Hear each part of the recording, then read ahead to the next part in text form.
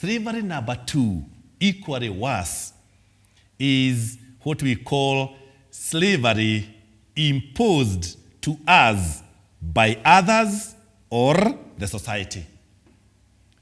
This is not from us.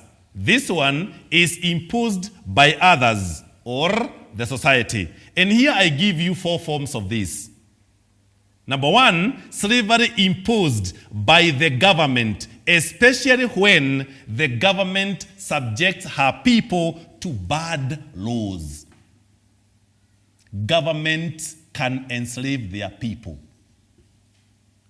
When governments embrace slavery, a few things are hated. 1, a critical mind, a liberated thinker. The reason why we have got political assassinations, it is because men and women refused to be enslaved. And they refused their people to be enslaved. And the leaders that were removed those voices by killing them. Now, those of you who have some interest in national and international politics, let me give you a simple sign that your government is an enslaving government, or you are about to get leaders who will enslave you.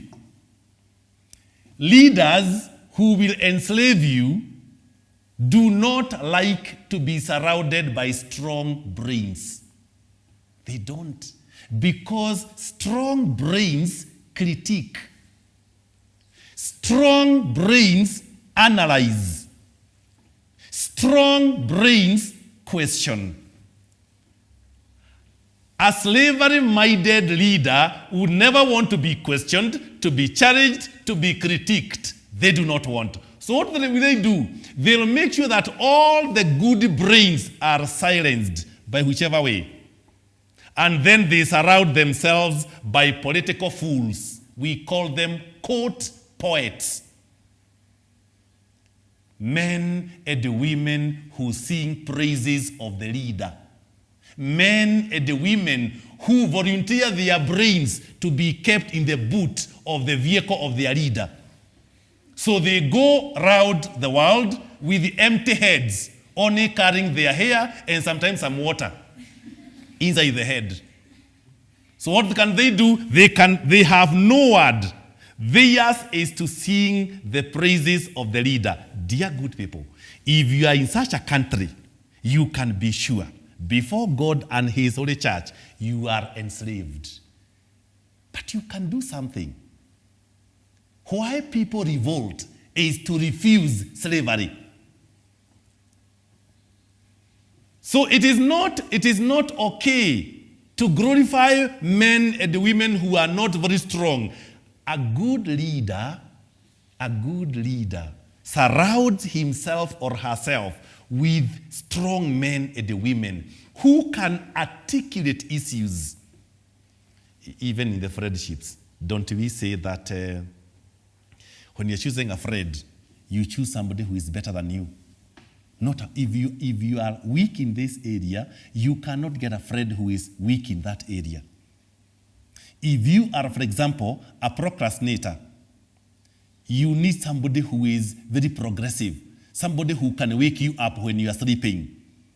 But if you are a procrastinator and you choose a friend who is like you, yours is misery. Even in academics, the same applies.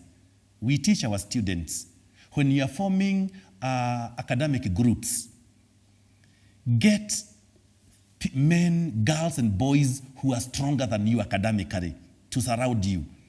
If you are poor in mathematics and you are poor in physics, please don't get another fellow who is poor like you, because it ceases to be true friendship. It ceases to be group work. It becomes a conglomeration of fools, mkusanyiko wa wajinga. And it becomes so difficult. But you see, that is how even bad leadership starts. When you surround yourself with friends who can only worship you, who cannot tell you that this grade is bad. You cannot be hanging around. We talk to our boys and girls. In your village or estate, you cannot be hanging around with boys and girls who are doing poorly in school. When you closed school, you brought D. And your closest friends, all of them brought home E. So when you are there, you are their king of fools. When you are together there, yours can only be described as a paradise of fools, where you meet to discuss your empty brains, your empty heads, and how they can be used maybe later in the archives of heaven, because they can't be used anywhere else. So what you do is that you must work very hard and make sure that I am struggling. I took home a D. I must get a friend who took home a B, who can challenge me. For how long will you keep friends, fools in your neighborhood? They are your best friends, that when you are together, the best you can do is to cry for your misery. That, what did you get? I got a D. Even a D. Just come, eh? Let us celebrate our foolishness. It can't work like that. So we must allow ourselves to make sure that that experiment is not there.